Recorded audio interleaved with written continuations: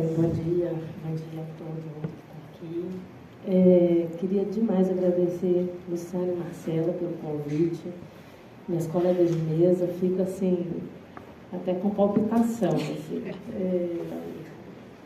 Acho que ontem, anteontem, a fala da Natasha, todas as falas estão sendo incríveis. E eu venho aqui de um lugar de artista, muito movida por tudo que tem sido falado. E para mim é muito impressionante pensar essa relação mesmo de um trabalho que eu venho desenvolvendo, que ele vem de uma percepção subjetiva do espaço, do território, da relação com o indivíduo. E cada vez mais, nesse diálogo de todas as falas que tem desde da vivência real e desde elementos técnicos, como isso vai confirmando um pouco uma percepção. E isso é muito emocionante, num certo sentido. Então, a cada fala de vocês aqui, eu ia percebendo elementos que são os elementos que me movem no meu trabalho e, de certa forma, são confirmados por elementos que vocês trazem nas falas. Eu sou artista e professora da Escola de Belas Artes UFMG e venho desenvolvendo um trabalho ao longo do tempo e vou querer fazer um foco maior no que tem acontecido em Belo Horizonte, porque acho que é o contexto que faz mais sentido, mas quis trazer aqui um pouco para vocês como que eu chego nesse lugar, que Isabela, artista é essa, a partir de que elementos que isso me move. E essa relação com a água é algo que é muito antigo, acho que é desde a minha infância, é algo que já permeia várias questões do meu trabalho. Então, trouxe alguns pontos emblemáticos que vão falar da minha relação com o trabalho poético, mas que já vão pensar um pouco essa relação do corpo com o espaço e de como que o meu raciocínio como artista vai questionar esse papel político do sujeito e da sua presença no mundo. E com uma variação muito grande de escala, um trabalho que muitas vezes ele vai dialogar com esse corpo no espaço, enquanto indivíduo, e em vários momentos onde ele vai numa relação mais geopolítica, numa visão macro. Aguapé é um vídeo que eu fiz em 2005, onde, para mim, ele é muito emblemático para onde eu chego hoje no meu trabalho, que é essa percepção do indivíduo no espaço.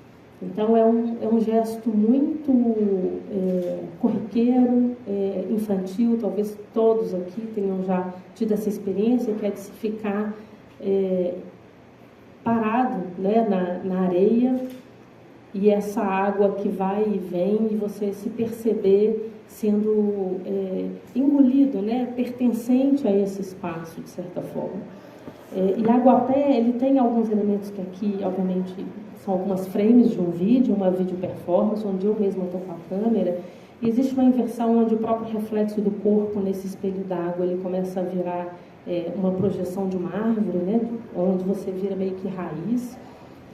E algo para mim que é o mais interessante, mais importante em termos políticos do trabalho que eu pretendo desenvolver ao longo da minha carreira, esse aspecto político, nesse trabalho para mim é um ponto-chave, que é essa imagem mais final, que é da presença desse corpo e como que esse corpo ele irradia a interferência da presença dele no espaço para muito além do contato em si, de como que o indivíduo presente em diálogo com o outro ou com o meio que ele está inserido, não é só aquela ação que ela não é só onde está em contato, mas que ela irradia uma consequência dessa presença. E quando eu escuto a fala da Monique, e penso vários elementos das multiespécies e de como que a gente não consegue numa lógica racional, repor o que de fato a subjetividade e outros elementos compõem, né? Então, acho que é um trabalho que ele traz para mim essa sutileza, através de uma percepção de um contato real com a natureza, e como que esse indivíduo ele irradia um efeito que é muito mais amplo do que o que se consegue falar literalmente, né? E eu volto, então, no título, né, dessa fala, que isso não é só uma placa, né? Que a placa é o que é visível, né, para quem, né, tem essa discussão em cima do trabalho, que é o que, na verdade, comunica, mas que, na verdade, tem inúmeras outras camadas que são extremamente importantes e subjetivas, que não estão visíveis ali nesse primeiro contato, né? Que a gente não consegue nem medir a interferência que ela causa. Então, é um pouco essa consciência do indivíduo em relação ao meio que está inserido e a consciência das consequências desse gesto, né? Do momento, um momento da pesquisa onde vou falar muito do corpo físico, também do corpo espiritual, né? De como que, na verdade, a gente se desdobra na relação com o outro, na relação com o meio ambiente, em algo que é muito menos tangível do que o contato em si. Saindo dessa escala, então, do indivíduo, né, e passando já para uma relação geopolítica, um outro trabalho que eu acho que é muito importante nessa trajetória, nesse momento eu já estou desenvolvendo o Entre Rios e Ruas em Belo Horizonte, é uma residência que eu faço na Palestina e sou muito tocada também pela água, mas como esse elemento político de controle, né? Quando a gente pensa na água, nesse elemento de subsistência, a gente começa a entender. Eu tive uma residência na Jordânia, em Amman, e Amman tem uma relação pacífica com Israel. Um dos motivos é porque a água que abastece Israel passa por Amman. Então, Amman tem uma relação política estável com Israel, exatamente por conta do abastecimento de água. E na Palestina, né, quando eu vou fazer essa residência, obviamente tem todo um contexto da época, do momento, é um período que foi muito intenso de produção e de envolvimento, de mudanças, né, da minha relação com a vida, né? Assim, eu acho que cabe trazer aí a Isabela indivíduo, né? É um momento onde nessa residência eu decido, por exemplo, voltar a ter mais filhos, né? Eu tinha um filho até então, me entendia como não sendo uma mãe de um filho único, mas foi um recorte onde eu volto dessa residência com a certeza de que de tirar essa racionalidade de planejamento da vida e de que o valor da vida e da relação ela é uma questão muito mais ampla, né? Que já era uma questão da minha própria defesa de mestrado, onde eu vejo a maternidade como uma posição política, né? Ou da mulher poder ou não seguir a maternidade, né? De como isso é um elemento político muito importante. E nesse momento na Palestina, eu acho que ela acentua tanto a relação humana. Eu vivi situações delicadas onde eu poderia ir a Jerusalém, no lado palestino, mas colegas palestinos nunca foram e não podiam ir. Então, assim, viver uma situação de um controle de fluxo, e aí eu volto na água, onde ele fala muito mais do que da água em si, mas fala do fluxo da vida como um todo.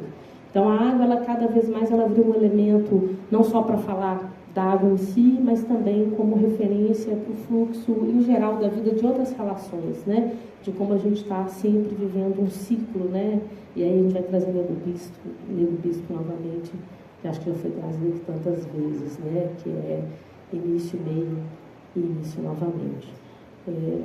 E isso acho que é um elemento extremamente importante. Então, é um trabalho que ele vai trazer vários elementos, né? Eu não vou desdobrar tanto nesse aspecto, mas essas caixas pretas são as caixas d'água, enquanto aqui a gente vai ter as nossas caixas d'água azuis, ou geralmente a gente vai tentar tampá-las, né? Aí, no caso, elas são pretas porque Israel também faz controle de energia. Então, no caso de um blackout, a água não vai estar tão fria. Eu mesma na residência tive situações de acordar e não ter água para lavar o rosto de manhã. Então, quanto mais caixas d'água você tem, na verdade, você vive menos esse efeito de controle de Israel. Então, ela acaba virando um elemento que tem outras conotações sociais, né? E como um dos checkpoints, né, de controle de Israel de circulação, ele circula exatamente um dos aeroportos, né, a única saída aérea, né, então tem os checkpoints que controlam o circuito por terra, tem gás que controla o acesso por mar, e esse checkpoint na Palestina, ele controla, ele domina o aeroporto, então os palestinos também deixam de ter acesso aéreo. E a gente usa muito esse termo, né, de skyline associado também a essa relação com os voos.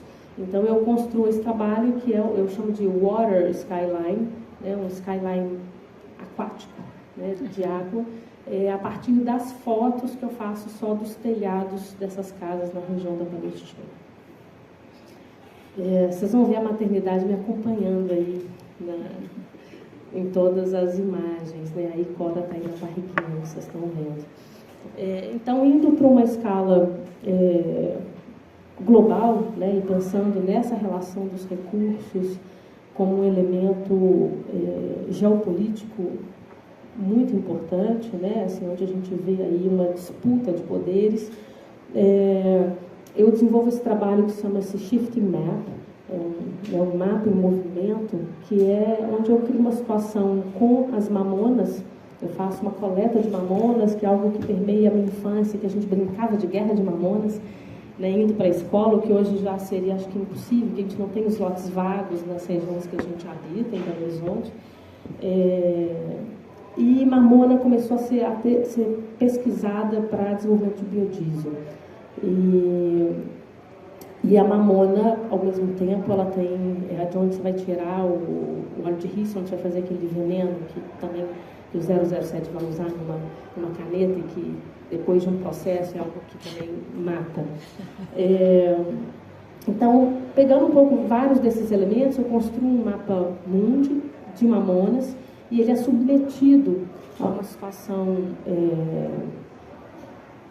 do tempo mesmo, real, em um galpão, no Jardim Canadá, então, próximo à mineração, com um ambiente muito seco, com um ambiente onde os artistas ficavam extremamente inóspito, mas esse galpão era o nosso ateliê, e eu coloco uma câmera fixa, onde ela vai filmar, ao longo de um período muito longo, essas mamonas que vão começar a ressecar, e elas explodem e projetam a semente, que é como, na verdade, elas se proliferam por aí. E então esse mapa ele começa a se desfazer, ele começa a ter essas mudanças, né?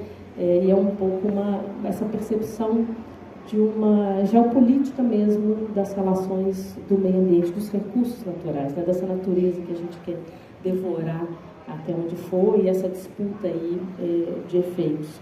Então, saindo desde do Aguapé, passando pelo Shifting Map, essa relação do micro, das questões locais e das questões globais.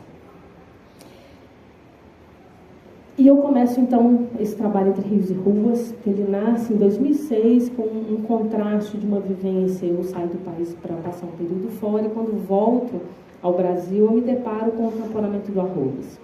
E foi algo que, nesse momento, eu não conseguia pensar em outra coisa, em falar de outra coisa. Foi uma inquietude enorme, assim, como cidadã, como indivíduo que habita essa cidade, uma indignação de pensar o poder de alguém que apaga um elemento da paisagem, né, um elemento que é um marco também de coisas negativas, né? Ninguém tem a visão de que o Arroios era só uma paixão, a gente não quer romantizar nesse sentido, mas que a melhor forma é tampar, né, colocar embaixo do tapete e fingir que não existe, né, como lidar com um elemento que tem uma referência, né, entre a Serra do Curral, a Arruda, são as grandes referências que a gente tem em Belo Horizonte. E eu começo, obviamente, acionada pela minha inquietude, é lembrar da minha infância, dos córregos que eu convivia, quando o professor Moraes ainda era, o acabamento estava aberto. Eu começo a buscar coisas da minha memória e, obviamente, conversando, eu começo a perceber como isso está muito presente em várias pessoas, principalmente que tinham mais idade que eu, como algo muito presente ainda dessa memória. E eu começo um trabalho que é de pensar como que existe esse diálogo. Eu lá, muito interessada nessa ideia de relação, eu coloco esse trabalho, essa pesquisa onde eu denomino Entre Rios e Ruas, que é pensar essa relação que a cidade começa a estabelecer entre as suas vias, né, e essa rede, né, esse corpo d'água que existe sob os nossos pés.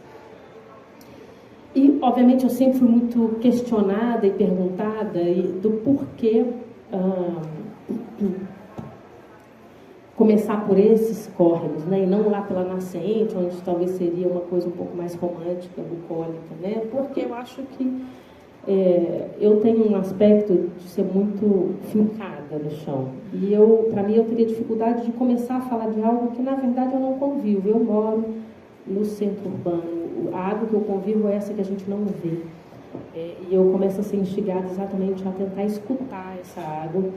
E sim, claro, meu sonho é conseguir desenvolver trabalhos que eu vou chegar na nascente, mas não faria sentido para mim eu começar a me apropriar de um território que não é meu como hábito, como convívio normal. Eu acharia que eu estaria sendo oportunista, talvez, né? Seria a palavra, de eu começar a falar de um outro lugar onde eu não pertenço. Então, eu preferi começar de onde realmente faria sentido para mim.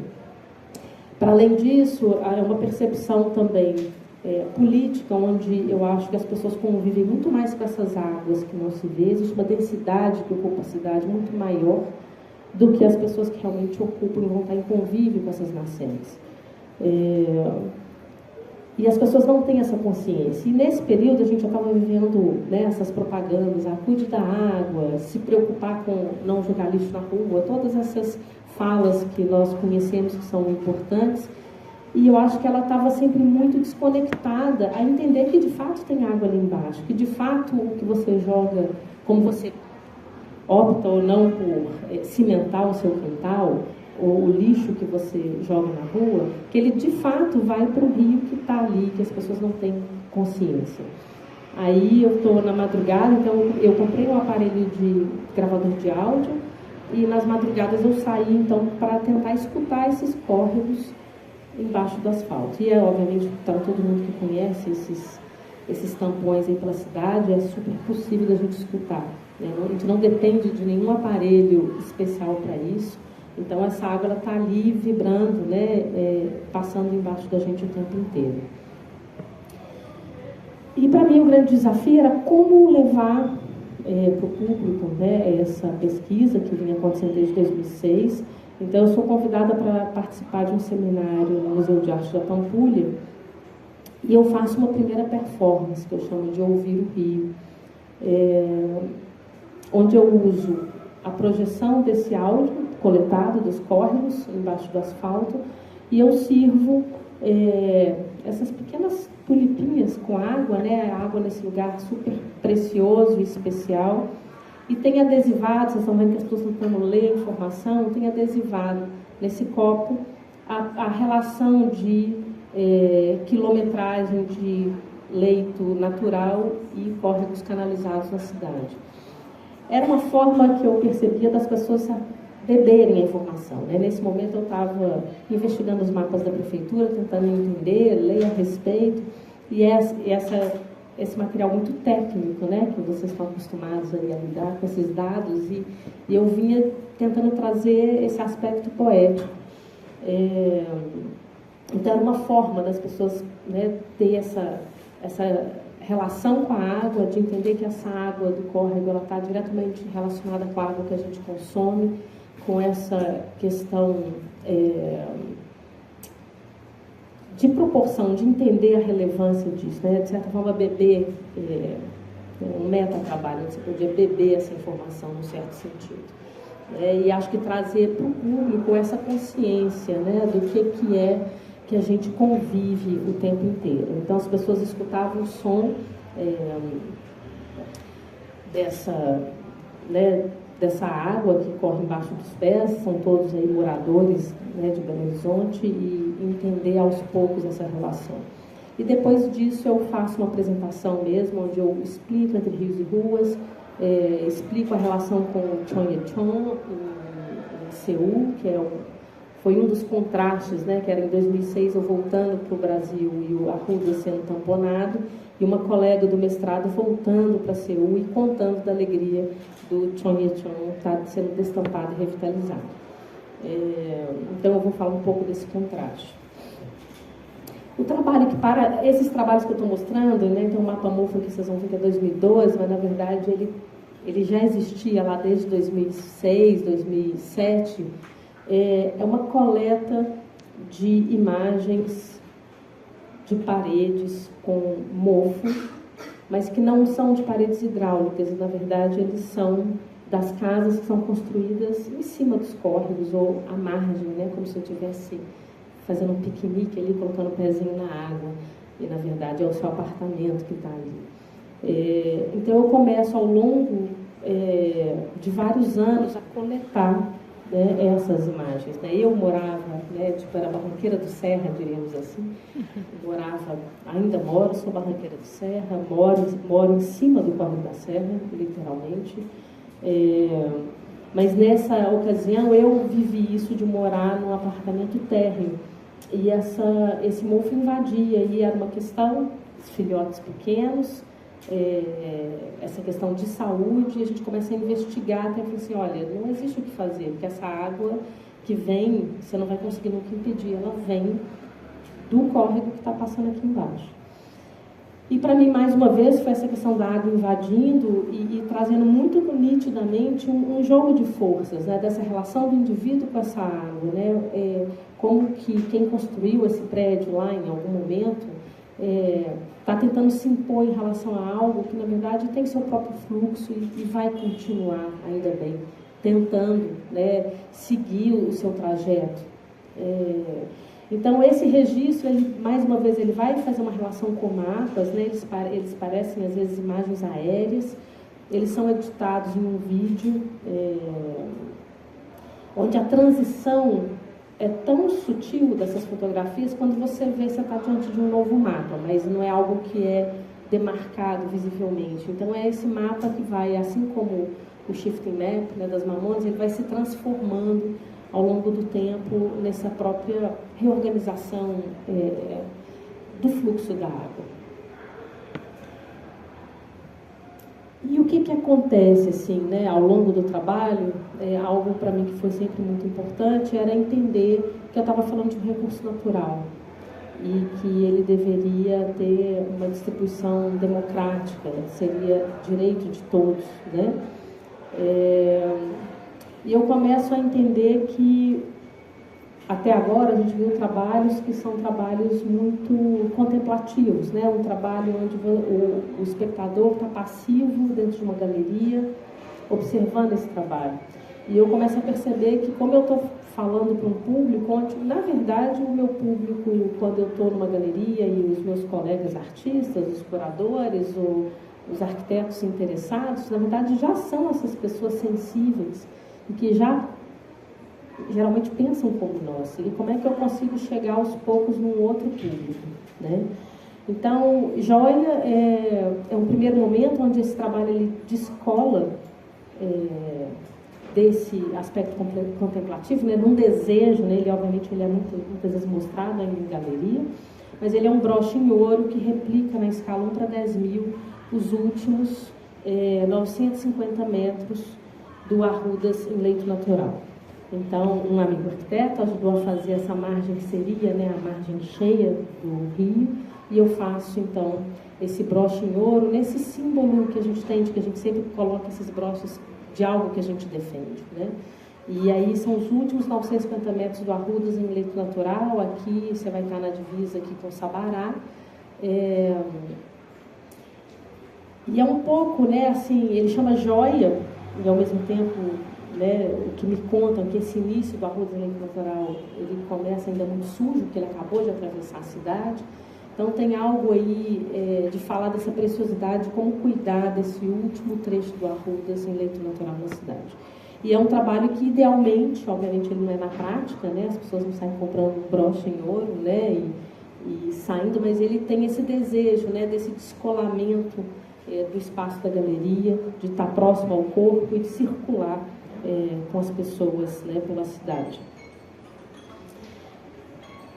E eu queria muito trazer o Eu Leito, que é um trabalho que está sendo mostrado pela primeira vez no Brasil, está no BDMG. É um trabalho, porque eu vou entrar nesse trabalho onde ele tem essa dureza da placa. A placa ela é muito assertiva, isso tudo foi feito com intenção, mas eu tinha o desejo de mostrar para vocês o que me move, né, o que sempre moveu toda a pesquisa do Entre Rios e Ruas, era uma relação com o indivíduo, era eu perceber que os meus filhos nunca iam saber que aquele córrego passa ali, se ninguém explicasse. Entender que pensar essa relação da água também como algo do maternar, dessa ideia de nutrir e distribuir para todo mundo, né? Aí esse trabalho é uma gravura, é o meu mamilo brotando leite, na época Cora, né, a minha segunda filha, quando nasce. E em cima tem um desenho em carbono, onde eu incorporo os desenhos dos córregos em leito natural, de certa forma dialogando com esses veios do mamilo, onde eles acumulam, né, o leite nesse processo ornamental. Um trabalho montante jusante é uma série de desenhos que eu faço, onde eu vou desenhar as montanhas da cidade, onde as nascentes muitas vezes estão, né, com o que ainda existe de córrego no leito natural. Então, é uma espécie quase de uma repaisagem, né? O termo montante jusante, nessa época, a gente ainda não tinha vivido um crime, então, para mim, foi um termo que apareceu na pesquisa e foi um termo, para mim, extremamente importante, porque é um termo que, a forma como eu entendo o montante jusante, ela insere o indivíduo na paisagem, né? Porque é você em relação a essa água. Então, eu fiquei completamente apaixonada, eu sempre tive que explicar, porque ninguém conhecia, né? Depois do crime isso mudou muito, né? Esse entendimento. Mas era uma forma onde eu pegava o desenho do mapa que correspondia àquele córrego e eu reconstruía essas mesmas linhas, naquela escala, as montanhas que circulam a nossa paisagem.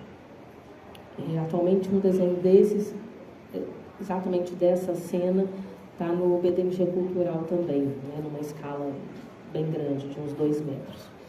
E eu quis trazer para o espectador, né, para o público que visita a exposição, essa mesma possibilidade. E aí eu desenvolvi o repaisagem, que aqui são caixas de som, onde você escuta essa captação dos áudios, dos córregos. E dentro dessas caixas a gente tem mantas magnéticas, né? São imãs, são grandes imãs que replicam o que ainda existe no leito natural dentro do município. Então, de certa forma, a possibilidade de dar para o espectador executar o que eu mesma fazia sozinha no montante jusante. Era um desejo de compartilhar isso com o público. Mas eu ainda assim estou atrelada, num certo sentido, ao espaço da galeria, né?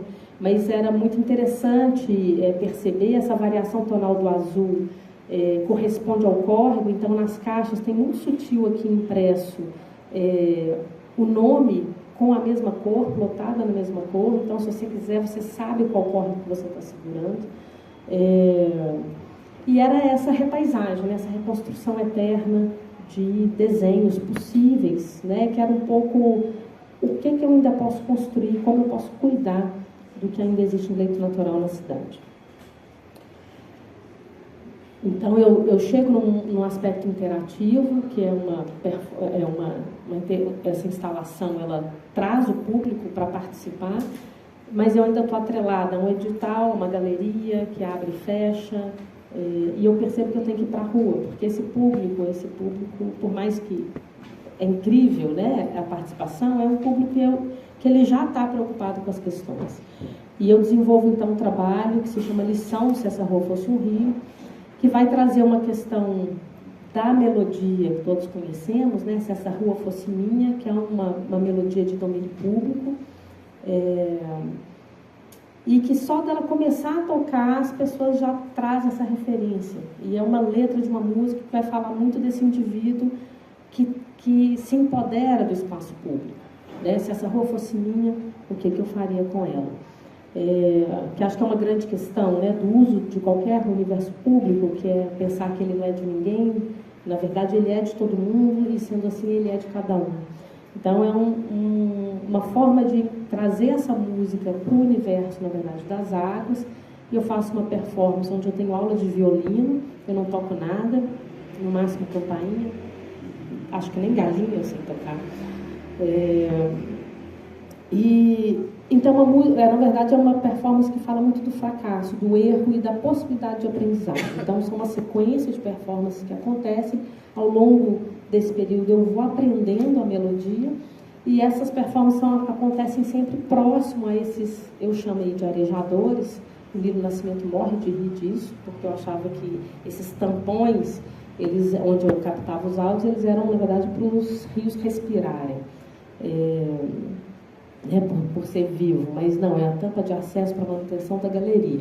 E eu chamei, então, apelidei eles de respiradores, arejadores, aliás.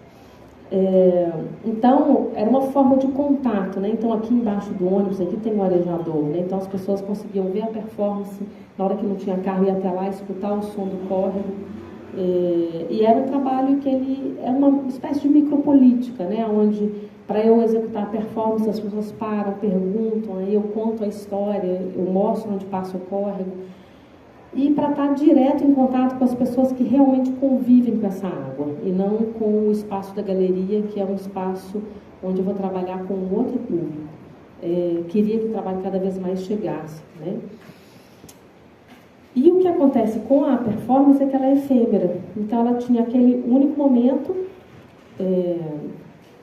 1 hora de duração, e quem circulou e esteve com o trabalho, ótimo. E depois que acabou a verba, o recurso para eu continuar executando as performances, ela finda. E eu entendi que eu precisava de algo perene. Então, quando eu concluo lição, é quando eu escrevo o projeto sobre o Rio, onde eu entendo que eu tenho que fincar ali uma sinalização que fique dia e noite, que não dependa de uma galeria, não dependa da professora da escola pública que vai topar fretar um ônibus e levar o grupo da escola até a galeria, e aquela exposição que dura apenas 1 mês, 2 meses. Eu entendi que eu precisava lidar com um público amplo, com um público que convive de verdade com esses espaços, e com um trabalho que, na verdade, ele ficasse 24 horas por dia, todo o tempo. E aí é quando eu desenvolvo sobre o Rio, uma brincadeira também de estar em cima do Rio e de falar sobre ele, né, evocar a presença dele.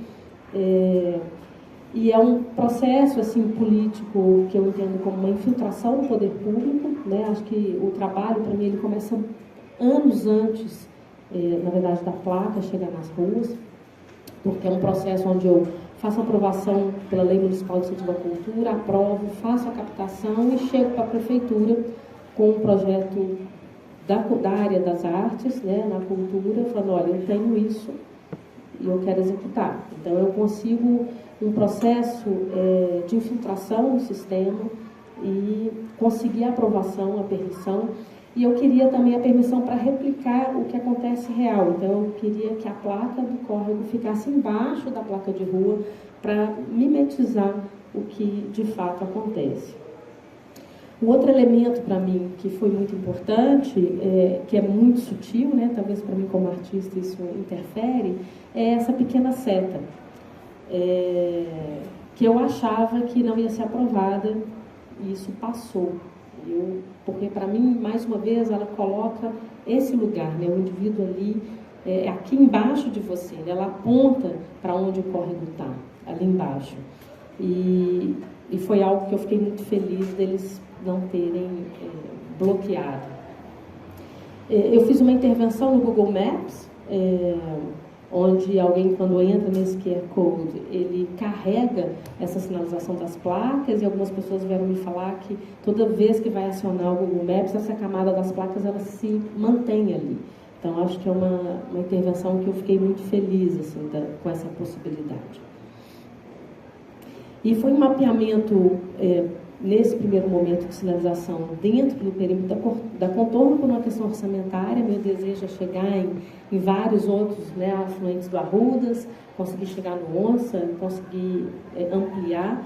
Acho que é algo que eu sou sempre muito perguntada por várias pessoas, né? Eu teria aí muitas camadas para falar, né, desse trabalho,